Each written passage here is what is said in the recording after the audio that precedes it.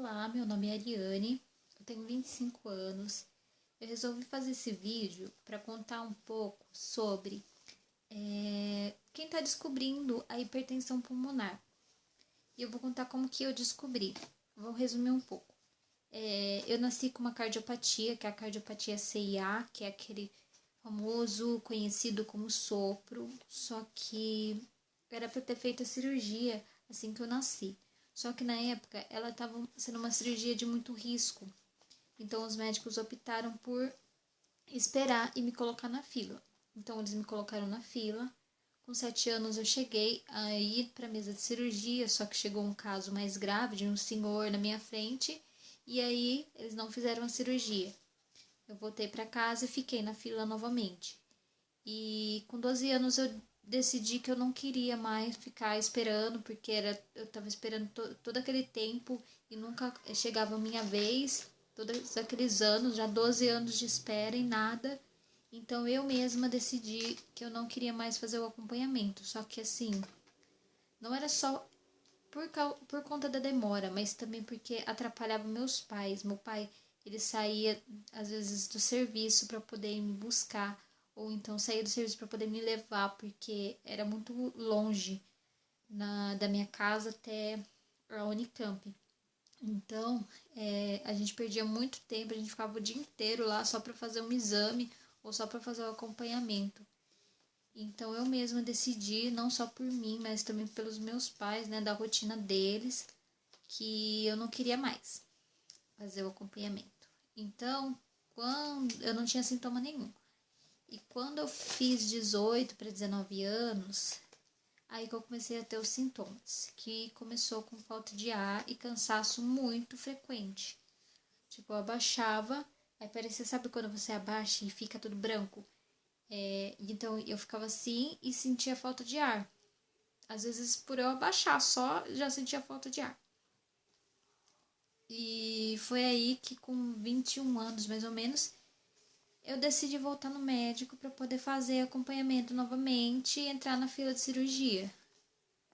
E foi aí que eles pediram um ecocardiograma e aí foi detectado, além do aumento da cardiopatia, teve a hipertensão pulmonar moderada. Aí eles decidiram me colocar já na fila, né? Pediram urgência e eu já comecei a tomar as medicações, que foi furosemida e espironolactona. E depois eu fiz o cateterismo, né? Depois do exame. Eu fiz, acho que o cateterismo com 22 anos, mais ou menos, 22 ou 23. 23 eu acho. E para eles poderem ver como que tava, se tava realmente uma hipertensão moderada ou se era um grau maior, né, que não dava para ver pelo eco. Só que aí pelo cateterismo deu que era moderada mesmo. Então permaneceu os medicamentos. Aí quando eu fiz 24 anos, no mês seguinte já saiu a minha cirurgia. Foi rápido porque eu pedi urgência, porque eu sentia muita falta de ar. Uma falta de ar que eu chegava, que a minha mãe me levava carregada. Na época acho que não tinha Uber, ou tinha, não lembro. A gente não tinha condição, ela me levava carregada no ônibus para chegar até o hospital. E aí chegando no hospital eles não podiam fazer nada, porque a hipertensão pulmonar é uma doença que meio desconhecida. Então tem que ser só naquela especialidade. Por exemplo, aqui tem a PUC. A PUC ela é especializada tem a especialidade de hipertensão pulmonar. Então, e eu não ia na PUC, eu ia em outros hospitais. Então eles não sabiam o que fazer, eles olhavam para mim e falavam: mas a sua saturação tá boa, mas você tá bem, não sei o que, você só tá com falta de ar, não tem nada. E eles não sabiam como que era, eles não sabiam lidar. Então, após a cirurgia, eu fiz a cirurgia da correção da cardiopatia e após a cirurgia os sintomas diminuíram 70%. Mesmo que seja assim, os meus sintomas devido ao pulmão, só que os meus sintomas diminuíram 70%, porque sobrecarregava o coração. O coração e o pulmão, eles trabalham em conjunto. Então, se o pulmão não está bem, vai afetando o coração. Pode ser daqui 1 ano, 2 anos? Pode ser daqui 1 ano, 2 anos. Ou pode ser daqui 20 anos. Foi o meu caso, que eu nasci, né, com a cardiopatia e fui apresentar os sintomas só depois dos 18 anos. Então foram aí quase 20 anos sem sintomas. Porém, cada caso é cada caso. E foi assim que eu descobri. E o meu último exame que eu fiz deu que a hipertensão ela diminuiu, que foi para uma hipertensão discreta, o qual chegava antes da cirurgia, minha hipertensão chegava a 84, se eu não me engano. E o último exame que eu fiz, o último eco, deu 44, então diminuiu muito. Eu vou falar como que foi minha reação. Minha reação foi... Na verdade, eu fiquei calma, porque quando eu descobri, porque eu não sabia direito como que era. O médico só falou assim, você tem hipertensão pulmonar, eu vou te passar uns medicamentos, você vai tomar. E pra ver como que a gente vai tratar. Ele só falou isso, mas não explicou. Não explicou da gravidade, não explicou absolutamente nada. Só falou isso. E eu fui tomando as medicações e foi melhorando bastante. E era só o furosemida e o espironolactona, que é o de inicial, né? Que eles dão quando se descobre, quando é um caso mais leve. E até hoje eu tomo esses remédios, não parei de tomar, ainda eles não cortaram. E geralmente esses remédios eles são para a vida toda. Então você tem que fazer acompanhamento mesmo que não tenha sintoma, que os sintomas estão fracos, para poder ver como que a medicação está agindo no seu corpo, se está aceitando certinho, porque depois de um tempo a medicação ela tende, o corpo acostuma e você tem que fazer a troca da medicação. Ou não sei, cada caso, como eu falei, é um caso. Então eu vou falar um pouco dos sintomas que você vai sentir, ou não, você pode ser assintomática. Porém, geralmente os sintomas são tontura seguido de falta de ar. Por quê? A hipertensão, a normal, de uma pessoa normal, ela é 35. A artéria, né? No caso, a pressão da artéria é 35. Então, acima de 35 já é considerada hipertensão. Então, o que acontece? Essa artéria que tem a hipertensão, ela é pressionada. E essa artéria é a principal que passa o ar, né? O ar pro nosso corpo. Então, a artéria ela é fechada e o que acontece? O ar ele vai indo e quando chega na artéria não passa, não vai pro corpo. Então, é por isso que acontece a tontura e a falta de ar, porque falta oxigenação. Alguns são casos de tontura que leva a desmaio. Alguns não, é só falta de ar e tontura. Outros 2 sintomas são a palpitação, a arritmia, né? Ou ansiedade. Ansiedade é porque você fica seu coração ele acelera, porque você tá, não sei, você pode ter passado por alguma situação no dia a dia, ou não sei. Você ficou ansiosa e de repente você sente seu coração acelerar, ou então ele bater irregular. Isso se chama palpitação ou arritmia.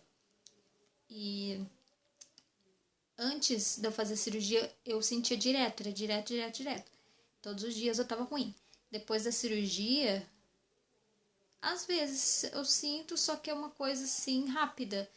É uma coisa que passa, se eu me acalmar, eu fico tranquila. E aí tem a indisposição, que você fica muito indisposta, muito cansada. Às vezes parece que você só quer ficar deitada na cama. Isso também é uma consequência de algum dos sintomas, que você fica bem assim, sabe? Não é uma depressão, mas é um cansaço, porque seu corpo ele trabalha tanto, o pulmão trabalha muito, então vai ter dia que você vai sentir que você está indisposta. Mas isso também costuma ser normal da doença. Igual eu falei, tem pessoas que desmaiam, né? Nos casos mais graves ou não, porque o caso, quando eles descobrem, não interessa se se é, por exemplo, um grau discreto, grau leve, moderado ou um grau severo. Às vezes uma pessoa tem o pior grau e é assintomática. Então, a hipertensão pulmonar é uma caixinha de surpresas, que o grau dela não define o seu bem-estar, a sua qualidade de vida. Sim, você define a sua qualidade de vida. E às vezes também dá dor de garganta. Não chega a ser dor, mas parece que falta ar, fica preso o ar aqui assim na garganta.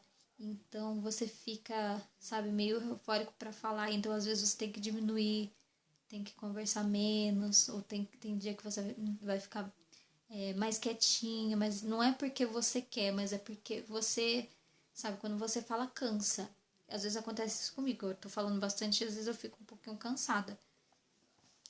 E são esses os sintomas que eu tenho, que eu, depois da cirurgia, melhorou 70%, né, igual eu falei, só que a primeira coisa que eu falo, se acalmem, vocês que descobriram, porque quanto mais ansiosos, mais preocupados vocês ficam, é pior, tá? Então, o que vai ajudar muito na sua qualidade de vida é a calma. Você falou, você saber assim que não é o fim do mundo, você não vai ficar ali presa só, não.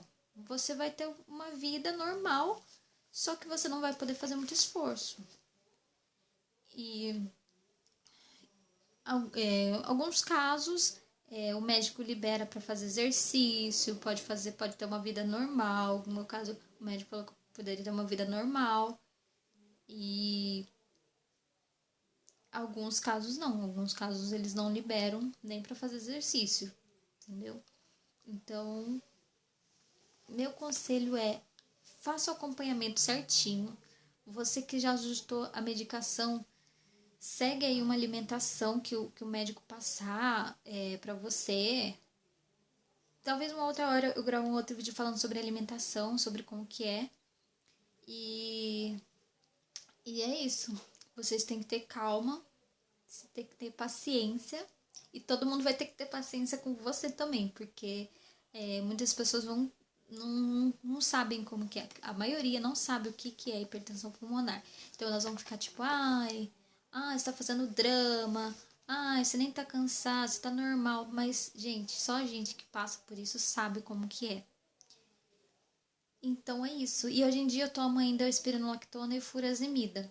E eles só diminuíram a dosagem, porque antes eu tomava acho que 4 furosemidas por dia, que era 2 de manhã e 2 à tarde, e um espironolactona. E quando eu fiz a cirurgia, depois da cirurgia, eu comecei a tomar o AS por 1 ano, né, só para poder regular certinho o sangue, né, e depois eu parei. E hoje em dia eu tomo um furosemida e um espironolactona. Tem várias medicações, né, para isso. Cada grau, acho que eles dão medicação, eu não sei a respeito disso, eu vou pesquisar mais. Porém, eu vejo bastante, assim, nos grupos do Facebook, eles falando a respeito das medicações, alguns até de alto custo, que às vezes fica difícil, né, para pegar, para conseguir, porque o governo parece que não fornece, alguma coisa assim, eu não sei.